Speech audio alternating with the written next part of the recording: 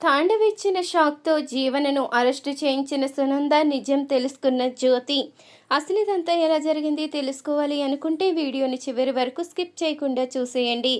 అలాగే పాపే మా Jeevan Jyoti serial latest episode టీవీలో కన్నా ముందుగా చూడాలి అనుకుంటే వెంటనే మన ఛానల్ని సబ్స్క్రైబ్ చేసుకుని పక్కనే ఉన్న గంట సింబల్ ఆల్ మీద క్లిక్ చేసి మీ సపోర్ట్ను అందివ్వండి. ఆనంది అయితే చాలా తెలివిగా గుడిలో ధర్మకర్తకు అయితే బుద్ధొచ్చేలా చేస్తుంది. ధర్మకర్త అయితే చాలా తెలివిగా అన్ని సీసీ కెమెరాలు ఆఫ్ చేసి ఇక అమ్మవారి మెడలో హారాన్ని అయితే దొంగలిస్తాడు. అన్ని నగలు దొంగలించడంతో అప్పుడే ఇక సీసీ కెమెరా లేదు కదని ఎంతగానో ఆనందపడుతూ ఆ నింద అయితే పూజారి తాత మీద వేస్తాడు.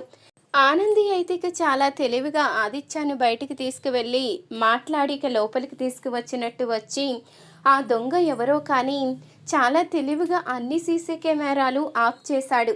కానీ ఎదురుగా ఉన్న సీసీ కెమెరా మాత్రం ఆఫ్ చేయడం మర్చిపోయాడు. దాంట్లో మొత్తం రికార్డ్ అయింది అంటూ ఆనంది అనేసరికి అప్పుడు ఇక కంగారులో అదేంటి, అది నేనే కదా వైరు పీకింది, అది ఆఫ్ అవ్వకపోవడం ఏంటి అంటూ ఇక ధర్మకర్త అనేసరికి అందరికీ కూడా అసలు విషయం అర్థమవుతుంది. ఇప్పుడు అర్థమైందా మీ అందరికీ అసలైన దొంగ ఎవరో? తాళం సెట్టు ధర్మకర్త దగ్గర ఉంది, అలాగే పూజారి తాత దగ్గర ఉంది. పూజారి తాత ఒక్కడ మీదే నింద వేసి నేను ఊరెళ్ళాను అంటూ పదే పదే చెప్పినప్పుడే నాకు అనుమానం వచ్చింది ఇదంతా ఈయనే చేశారని. అమ్మవారి నగలు దొంగలించి ఆ నింద పూజారి తాత మీద వేశారు. అసలు మీరు ధర్మకర్త అని చెప్పుకోవడానికి కూడా మీకు మనసు ఎలా అంగీకరిస్తుందో అర్థం కావడం లేదు. మనస వాచ కర్మన ప్రతినిత్యం కూడా ఆ శివయ్యను పూజించే పూజారి తాత మీద నింద వేస్తే ఆ భగవంతుడు మిమ్మల్ని క్షమించుడని తెలిసినా కూడా మీరు మీ స్వార్థం కోసం నగలు దొంగతనం చేసి ఇంత నింద పూజారి తాత మీద వేశారే, మీరసలు మనిషినేనా, మీరు పెద్ద మనిషా అంటూ ఆనంది అయితే అనేసరికి ధర్మకర్త అయితే అందరి ముందు తలదించుకుంటాడు. ఏంటండి ఇదంతా, అధికారం మీ చేతిలో ఉంది కదా అని పూజారి గారు ఏమీ చెయ్యలేరో, పాపం ఆయనకి ఎలాంటి సపోర్టు లేదు కదా అని దొంగతనం చేసింది మీరైతే నింద పూజారి గారి మీద వేస్తారా? ఆయన ఎప్పుడూ ఆ దేవుడి సన్నిధిలో ఆ దేవుడినే పూజిస్తూ ఉంటారు. అలాంటి వ్యక్తి మీద నింద వేస్తే మీరు జీవితంలో ఎంత శిక్ష అనుభవించాలో కూడా మీకు అర్థం కాలేదా? మీరు అసలు ఇంత నీచంగా ఎలా ఆలోచించగలిగారు? ఆ శివయ్య ఎలా క్షమిస్తాడు అనుకున్నారు అంటూ అందరూ కూడా నిలదీసేసరికి అప్పుడే ధర్మకర్త అయితే పూజారి చేతులు పట్టుకుని క్షమాపణ అయితే చెప్తాడు. నన్ను క్షమించండి, నేను బుద్ధి గడ్డి తిని పని చేశాను. నా కొడుకుని ఫారెన్ పంపించడానికి నాకు వేరే దారి కనిపించలేదు. తప్పనిసరి పరిస్థితిలో అమ్మవారి నగలు దొంగతనం చేసి నా కొడుకుని ఫారెన్ పంపించాను అంటూ ధర్మకర్త అయితే చెప్పేసరికి అప్పుడే ఇంతలో ఇక ధర్మకర్తకు అయితే ఫోన్ కాల్ వస్తుంది. మీ అబ్బాయికి యాక్సిడెంట్ అయింది అని. అప్పుడే ధర్మకర్త అయితే కుప్పకూలిపోతాడు. నిజమే, నేను చేసిన తప్పుకి ఆ భగవంతుడు వెంటనే శిక్ష వేశాడు. ఎప్పుడు దైవ సన్నిధిలో దేవుణ్ణే కొలుచుకుంటూ ఉండే ఈ పూజారి మీద నింద వేసి నేను చాలా పెద్ద తప్పు చేశాను. నా కళ్ళు తెరిపించడానికి నా కొడుక్కి ఈ గతి పట్టించాడు అంటూ ఇక ధర్మకర్త అయితే కుమిలిపోతూ ఉంటాడు. ఇప్పుడు చేసిన తప్పు ఇంకెప్పుడు చెయ్యకండి. ఇలాంటి వాళ్ళ మీద, అభం శుభం తెలియని వాళ్ళ మీద నిందలు వేసి తప్పించుకోవాలని చూస్తే ఇక్కడ తప్పించుకున్న ఆ దేవుడి దగ్గర నుంచి మాత్రం తప్పించుకోలేరు. ఖచ్చితంగా శిక్ష అనుభవించే తీరుతారు అంటూ ఆనంది అయితే చెప్పేసరికి అందరూ కూడా చాలా సంతోషపడుతూ నువ్వు చాలా తెలివిగా నిజాన్ని బయట పెట్టావమ్మా, లేకపోతే ఈరోజు పూజారి గారి మీద నిందపడేది, అరెస్ట్ అయ్యేవారు అంటూ అందరూ అంటూ ఉంటారు. అప్పుడే పూజారి తాత అయితే అమ్మ కుట్టి, నువ్వు నాకు చాలా సహాయం చేశావు. నేను గనక దొంగగా జైలుకి వెళ్తుంటే అక్కడే చచ్చిపోయేవాణ్ణి. ఈ నింద నేను జీవితాంతం మోస్తూ బ్రతుకుండేవాణ్ణే కాదు, నన్ను నువ్వే రక్షించావు అంటూ అనంగానే పూజారి తాత నువ్వు నాకు ఎంతగానో చేశావు, అలాంటి నిన్ను కాపాడుకోవడం నా బాధ్యత అంటూ కుట్టి కూడా చెప్తూ ఉంటుంది. ఇంతలో ఇక ఇదంతా పూర్తయిన తర్వాత ఆనంది ఆదిత్య ఇద్దరు కూడా బయటికి అయితే వస్తారు. అప్పుడే బయటికి వచ్చిన తర్వాత సూర్యనైతే చూసి, ఇదేంటి సూర్య బాబు, గుడి దాకా వచ్చి లోపలికి రాకుండా ఇక్కడే ఆగిపోయావేంటి అని అడుగుతూ ఉంటుంది ఆనంది. నువ్వు అక్కడ తీర్పిస్తున్నావు కదా, ఏ విధంగా సమస్య చక్కబెడుతున్నావని చూస్తూ ఉండిపోయాను అంటూ ఇక సూర్య అయితే చెప్తూ ఉంటాడు. ఇంతలో అప్పుడే తాండవ అయితే వస్తాడు.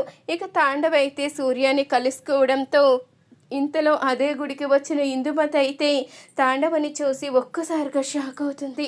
ఇదేంటి, వీడు కలిశాడా, నిజం చెప్పేస్తాడా, ఆ రోజు అడిగినట్టు డబ్బులు ఇచ్చేసి ఉంటే గొడవ వదిలిపోయేదేమో, ఇప్పుడు వీడు గనుక నిజం చెప్పేస్తే నా పరిస్థితి ఏంటి, ఒక్కసారి ఇలా చూడు, డబ్బులు ఇస్తాను, నా వైపు చూడు అంటూ ఇందుమతి అయితే చేతులు సైగ చేస్తూ పిలుస్తూ ఉంటుంది. ఇక తాండవ అది చూసినా పట్టించుకోకుండా, నన్ను నా భార్య కర్పకం పంపించింది, మీ దగ్గర కొన్ని నిజాలు చెప్పాలి అంటూ అనంగానే, నీ భార్య కర్పకమా, నువ్వు కర్పకం భర్తవా, నా కుటుంబానికి అంత ద్రోహం చేసిన ఆ కర్పకం భర్తవంటే నీ మాట ఎలా నమ్ముతాను, నిన్ను ఎట్టి పరిస్థితిలో నమ్మలేను, ఇక్కడి నుంచి పో అంటూ సూర్య అయితే చెప్తూ ఉంటాడు.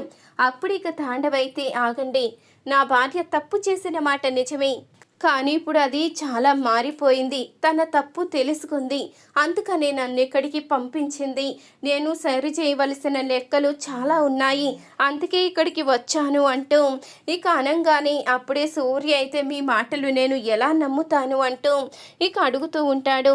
అప్పుడు ఇక తాండవైతే, నా మాట నమ్మకుండా నువ్వు పొరపాటు చేస్తే నువ్వే నష్టపోతావు, ఇన్ని రోజులు నీ కూతుర్ని పక్కన పెట్టుకుని గుర్తు పెట్టలేక నువ్వు ఎవరినో నీ కన్న కూతురు అని పెంచుకున్నావు, కానీ తను నీ కన్న కూతురు కాదు, అన్ని విషయాలు నీకు తెలిసేలా చేస్తాను అంటూ ఇక తాండవైతే సూర్యాని, ఆనందిని, ఆదిత్యాని సునంద్ ఇంటికి అయితే తీసుకుని వెళ్తాడు.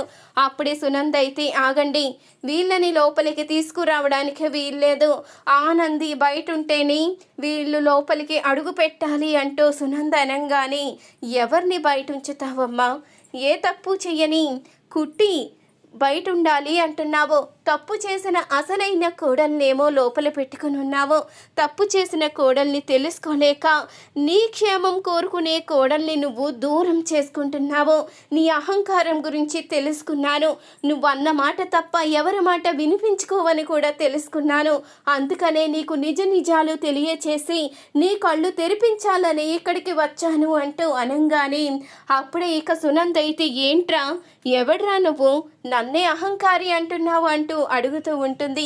నేను చెప్పాను కదమ్మా, నీకు ఈ ముక్కు మీద కోపం, ఈ అహంకారం తప్ప ఆలోచించే జ్ఞానం మాత్రం లేదు, ఒక్కసారి చూడు, నీ కోడలు తప్పు చేసింది అని నువ్వు బయటికి గెంటేశావు, ఆ పంతంతో నీ కన్న కొడుకుని కూడా దూరం చేసుకున్నావు, ఒక్కసారి మనసు పెట్టి ఆలోచించుంటే ఈరోజు ఈ పరిస్థితి వచ్చుండేదే కాదు, నీ కోడలు తప్పు చేసిందనే కదా నువ్వు ఇలాంటి పని చేశావు, కానీ నీ కోడలు ఎలాంటి తప్పు చేయలేదు అంటూ అన్ని సాక్ష్యాలు తీసుకువచ్చి ఇక రిపోర్టర్ని కూడా తీసుకువచ్చి ఇక సునందకైతే అన్ని నిజాలు తెలిసేలా చేస్తాడు.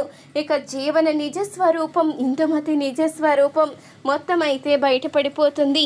ఇక సునంద అయితే తన తప్పు తెలుసుకుని ఇక జీవననైతే అరెస్ట్ చేయిస్తుంది.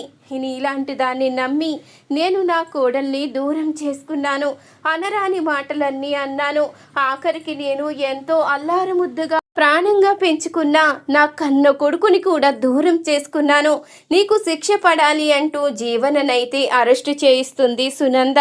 ఇంతలో ఈ విషయం సూర్య ద్వారా తెలుసుకుని జ్యోతి కూడా వస్తుంది. అప్పుడే ఇక జ్యోతి అయితే ఆనందిని దగ్గరికి తీసుకుని ఎంతగానో బాధపడుతూ ఉంటుంది. ఇన్ని రోజులు నిజం తెలుసుకోలేకపోయాను, నన్ను క్షమించు అంటూ ఇక ఆనందిని దగ్గరికి తీసుకుని ఎంతగానో సంతోషపడుతూ ఉంటుంది జీవన. ఇంతలో పారిపోతున్న ఇందుమతిని అయితే తాండవ అరెస్ట్ చేయిస్తాడు. ఇక ఇందుమతి జీవన ఇద్దరు కూడా అరెస్ట్ అయి జైలుకి అయితే వెళ్తారు. ఈ వీడియో గనుక నచ్చితే తప్పకుండా ఒక్క లైక్ చేయండి. అలాగే పాపి మా Jeevan Jyoti serial latest episode టీవీలో కన్నా ముందుగా చూడాలి అనుకుంటే వెంటనే మన ఛానల్ని సబ్స్క్రైబ్ చేసుకుని పక్కనే ఉన్న గంట సింబల్ ఆల్ మీద క్లిక్ చేసి దయచేసి మీ సపోర్ట్ను అందివ్వండి.